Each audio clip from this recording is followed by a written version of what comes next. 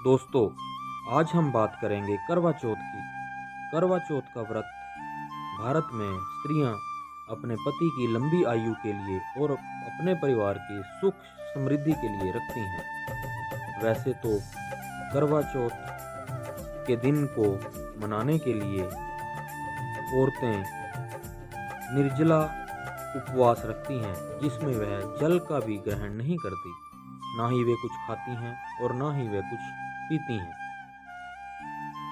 करवा चौथ के व्रत को लेकर कई कहानियां प्रचलित हैं, लेकिन जो सबसे ज्यादा प्रचलित कहानी है वह है रानी वीरवती की कथा।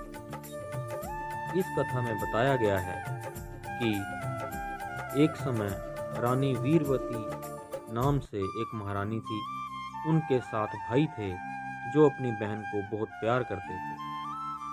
एक बार कार्तिक मास की चतुर्थी को रानी वीरवती ने करवा चौथ का व्रत रखा।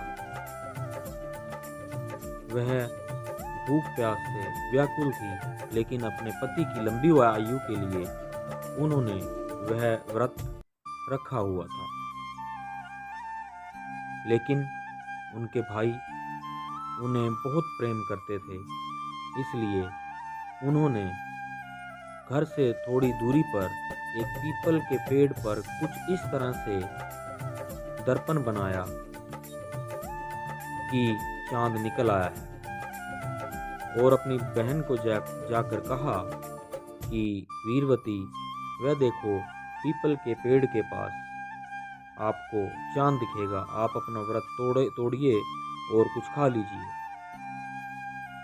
वीरवती ने सोचा कि भाई सही कह रहे हैं। उन्होंने पीपल के पेड़ की तरफ देखा, जहां भाइयों ने अग्नि को कुछ इस तरह से जला रखा था कि देखकर लग रहा था मानो चांद निकल आया हो। वीरवती ने उसे देखकर अपना व्रत तोड़ लिया। उन्होंने कुछ खा लिया। जैसे ही उन्होंने अपने मुंह में पहला निवाला डाला तो उन्हें एक छींक आई। दूसरे निवाला डाला तो उसमें एक बाल आया। जब वीरवती ने तीसरा निवाला अपने मुंह में डाला, तब उन्हें पति की मृत्यु का समाचार मिला। वह यह देखकर बहुत रोने लगी। उनका रोना कुछ ऐसा था कि उनके सतीत्व के आगे देवी भी ना टिक पाई, और देवी को प्रकट होकर यह पूछना पड़ा कि वीरवती, तुम अपनी समस्या बताओ, तुम रो क्यों रही हो। तब वीरवती ने बताया कि मेरे पति की मृत्यु हो गई है। तब देवी ने बताया, तुम्हारे 7 भाइयों ने तुम्हें झूठ कहा था। चांद निकलने से पहले ही उन्होंने तुम्हें चांद निकलने का संदेशा दिया, और उनके बहकावे में आकर तुमने अपना करवा चौथ का व्रत तोड़ दिया, जिसकी वजह से तुम्हारे पति की मृत्यु हुई।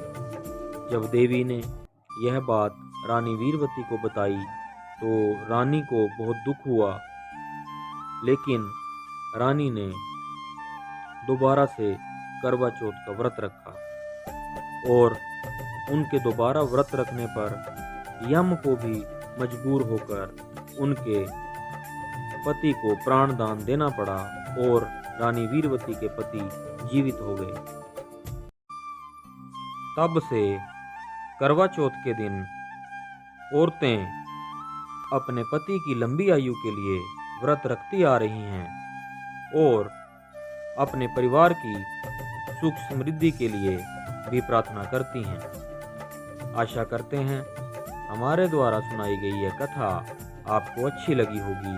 मिलते हैं हमारे नेक्स्ट वीडियो में, तब तक के लिए धन्यवाद।